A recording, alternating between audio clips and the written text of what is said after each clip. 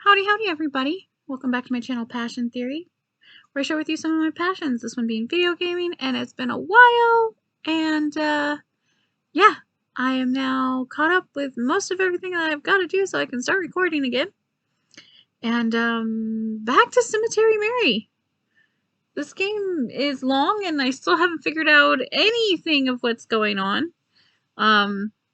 Still lots of mysteries, so, let's go. So, Reginald says, I would very much appreciate the company. Come follow me. Even though he said follow me, Reginald grabbed me by the wrist and began to guide me down the sidewalk. I don't like that. I like being grabbed. And I don't like that Reginald's like... We seem to be like 16 or something. I guess we're a little older, but like he seems to be much, much older than us, and he's like grabbing us, and there's kidnappers about and stuff. That's not kosher. I would totally kick him. I'd be like, no, we do not grab people. I was a bit confused on the direction we were going, though. It's this way? I didn't think there was much of anything on this road. Well, it's a bit of a secret. But that's part of what I like about it. If it gets too popular, then that'd ruin the very peaceful atmosphere they have. I think it's better if less people know. But I think I can trust you not to tell anyone about it. Oh, all right. I kept walking with him, and eventually we reached a more desolate area of the city. This girl has no self-preservation, like, instincts at all. Like, not a single one. And it drives me absolutely bonkers. There was no one else walking on the streets, and all the windows of the buildings we started to pass were all dark. No one had any of their lights on. There were no cars in the street either. It was strangely barren around here. Say, what street are we on again? Are you sure we're going the right direction? Yes, no need to worry. We're almost there. Guys, never do this to a girl. Never, ever. She asked specifically what street we're on. He did not answer. He grabbed her. Like, I would be so terrified right now, and I would not be just happily going. I'd be like, you know what? I've changed my mind. I don't want to go anywhere alone with you because I don't know you very well, and you're being very, very creepy. Like, okay. Then at a certain point, Reginald stopped walking. He looked down into a dark alley, and then walked into it. Well, aren't you coming? I felt pretty weird about walking down into an alley with no one around on a street I'm unfamiliar with, but he was waiting there for me. Yeah, with a shiv, like my girl, no. Yeah, and I would walk away in real life, but like, this is a game. It's a game and I want to find things out. So here's the difference between real life. Real life me would have walked away. I feel like if I walk away, he's just gonna like convince me to go and I have to go anyway. So should I do what I would do in real life, or should I do what I think will further the game?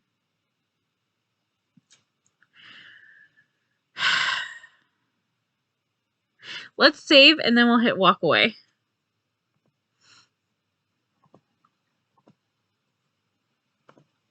Okay. Given the recent events, I was going to say that I would be heading home instead.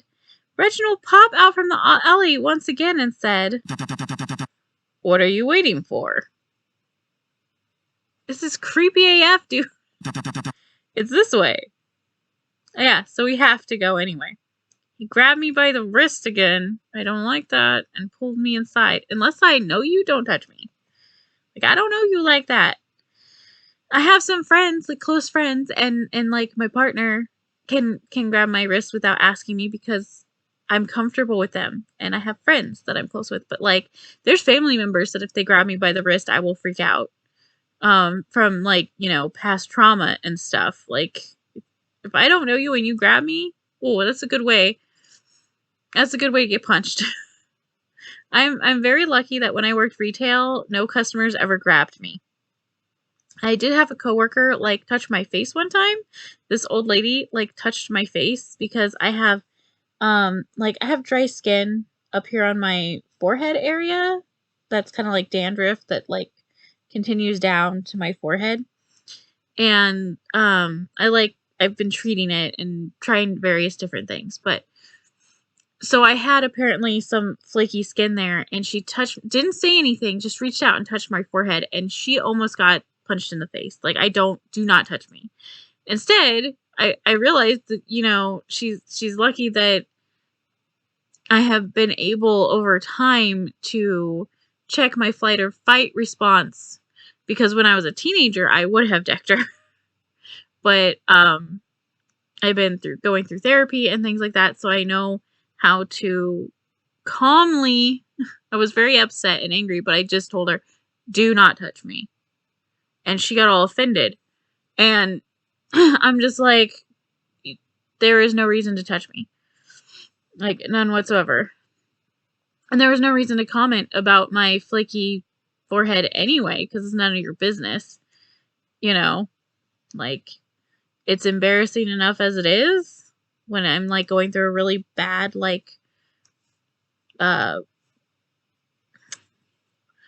flare up of it. So like, you don't need to be touching it or bringing attention to it. So I don't know. This whole like grabbing thing, I'm not comfortable with. He brought me to a door with a shiny and golden handle. It looked brand new, almost the grime, and it looked brand new amidst the grime of the alleyway. He raised a finger to his lips as if to say, shh, and then he opened the door. Oh my! It was a coffee place, and it was adorable. Pretty string lights were hanging from the walls and ceiling, and calm music played throughout. He could have given her more information, because this kind of thing is really creepy, and especially the grabbing. There were decorations of intricate tapestries and an addition of some rugs to soften the hard concrete floor. There were very few people, and they hardly made any noise as they spoke, as if they were in a library, or trying not to disturb anybody else. Not to mention the aroma. Even if I don't like coffee, I can't deny how pleasant the smell is. All of it together, it felt magical. See? I told you it was nice. This place seems so delightful. However did you discover it? That's the secret. But maybe I'll tell you one day. We stepped further into the building, Reginald closing the door behind us. Then I followed him to the counter, and he asked what I wanted. Oh, don't worry, I can pay for myself. No, please. I insist. Consider it a thank you for accompanying me. Like, sir, I'm not sure that we're on a date. I'm pretty sure we're not. It was never discussed as a date, but you seem to see it that way. Are you really sure? Positive. Reginald ordered himself a coffee, and I asked for hot chocolate for myself.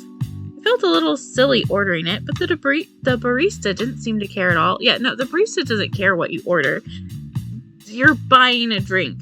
Here's the thing. If it's on the menu,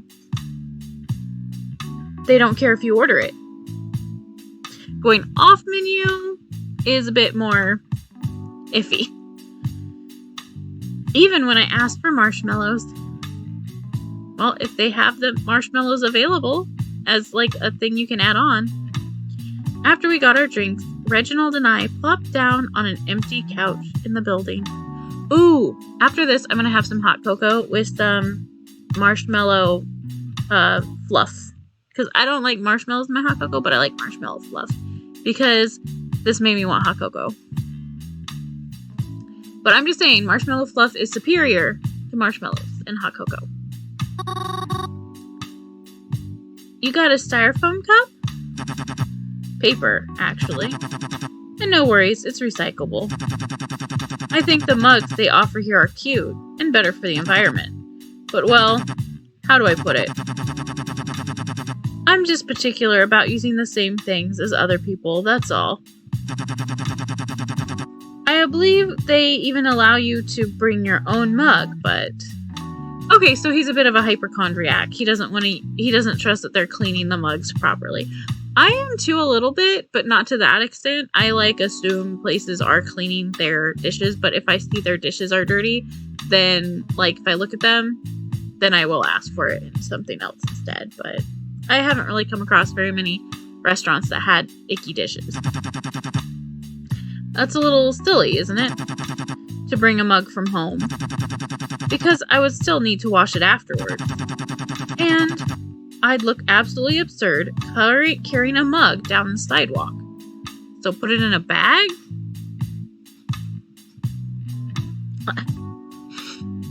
And instead of a mug, you could bring they have those travel mugs, and everyone would just assume there was coffee already in it. So no, it wouldn't really look absurd. You got a point there. Anyways, are you feeling any better? Who? Me? Yeah, I guess so. I'm not crying anymore, so that's a good thing, I think. Thank you again for bringing me here. No need to thank me. I'm just glad you're feeling better. But, if it's okay to ask about now, what had gotten you so upset in the first place? Aw, that was very nice of him, though, despite his creepiness, to take her to a place and have her be more calm before he asked about it. But, I'm still mad about the grabbing. Well, I guess it's okay to talk about, especially since you wouldn't know these people anyways. Where do I start, though? Well, I spend a lot of time with my kind of cousin, and I recently met his other friends. And she tells the whole story. I told Reginald all about what happened since I first met them. I don't know why. It was like I had to start with one thing, but then it led into all the other things too.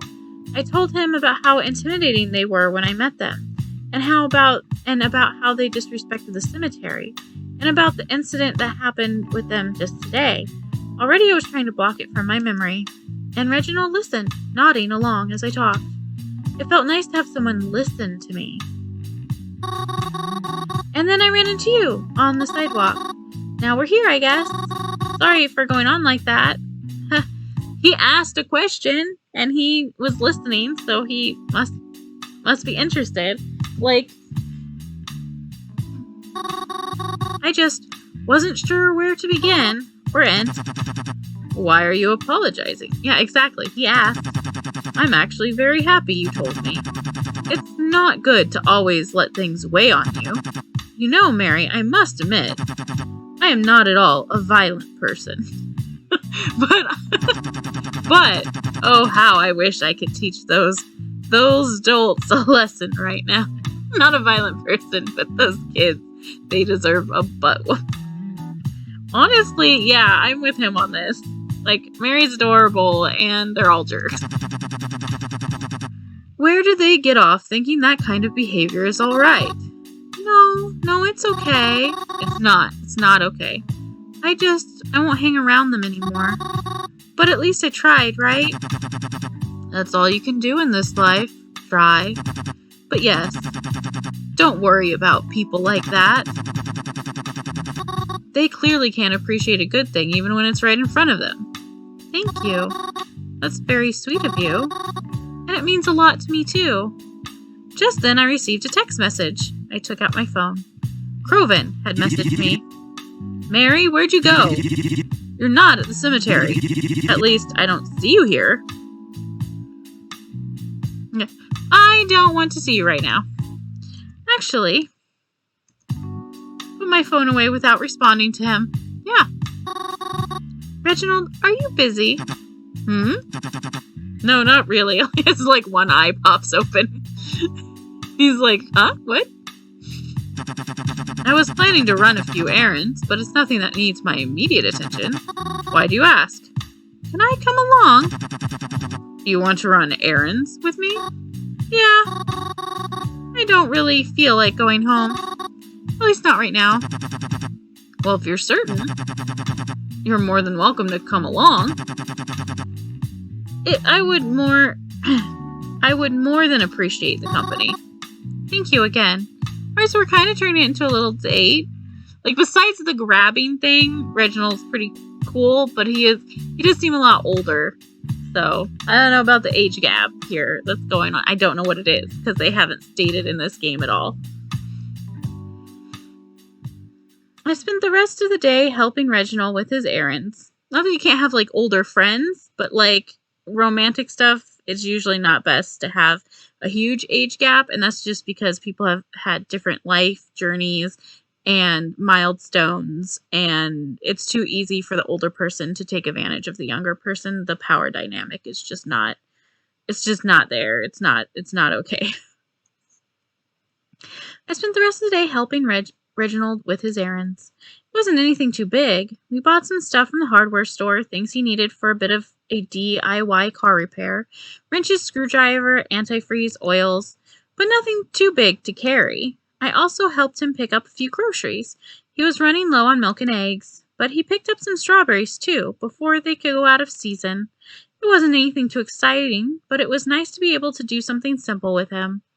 Yeah, if you have a good friend, it's fun to just hang out with them and just do whatever. You don't have to do anything special. It's just like that with people that you click with. And enjoy completing these simple tasks with someone who wasn't trying to trick me or make me cry. Before you knew it, it started to get dark. I told Reginald I ought to get going. Go home safely then, all right? Get home safely then. I promised him I would, though he should walk her home. I'm just saying, unless she doesn't want him to walk her home because she doesn't want him to know where her home is, he should walk her home because there is some kind of kidnapper running around. We know that already. Right? And she's a young woman. And they kind of went on a date. If I was a guy, I'd walk her home. If I was Reginald. I've walked my other friends home that are female too, if they're younger than me, or if they live way out in the middle of nowhere, all sorts of stuff like that. It's just what I do. And I accidentally skipped.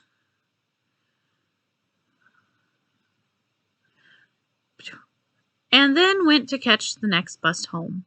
I guess if she's taking the bus, maybe not, because it might be a really long way out of the way. That would just depend. And I think he's taking the bus too. I don't think either one of them drive cars. Or at least that's what I thought initially. Oh my gosh, I did it again.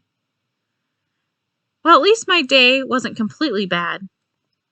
Or at least that's what I thought initially. But once I made it home and opened the door to the cabin, someone was waiting there for me.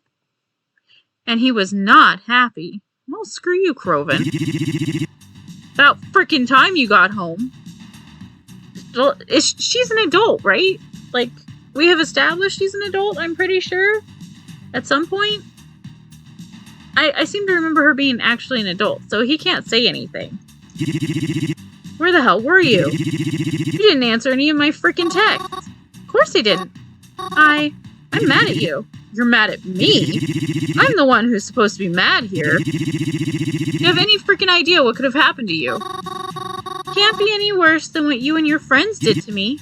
Ugh. Is this really what this is about? Get the frick over it, Mary.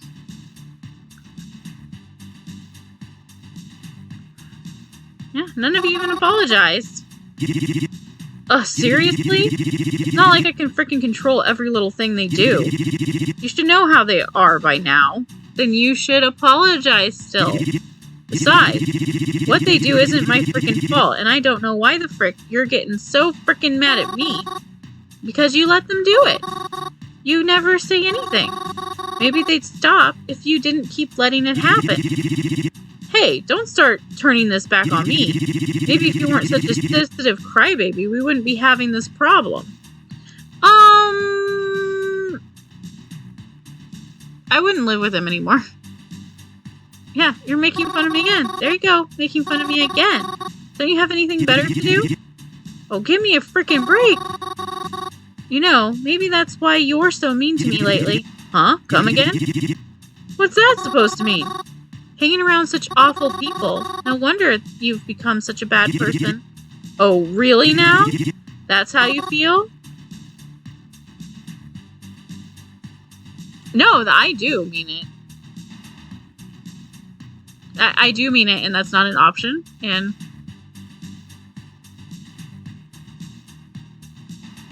no, he's victim blaming her and gaslighting her. I'm just like, no, I do feel that way. Fine, that's not what I meant. Yeah, it's definitely how I feel. Wait. Okay. I don't know at what point you stopped, but you definitely aren't a good person anymore. I'm not sure what. Okay. I thought it said, not what I meant. But the Croven I know wouldn't have ever been so cruel. The Croven you know? Ain't that rich? Let me tell you something. The Croven you knew died with the other frickin' Corvisons. Croven! You can't say that. Ugh, I'm so freaking over this already. If you really hate me that much, why are you still even here? I can't believe this. No! I hope it does not make me say this. Maybe I should just leave, if that's how you feel. Don't offer me a choice to click. 1, don't offer just one choice.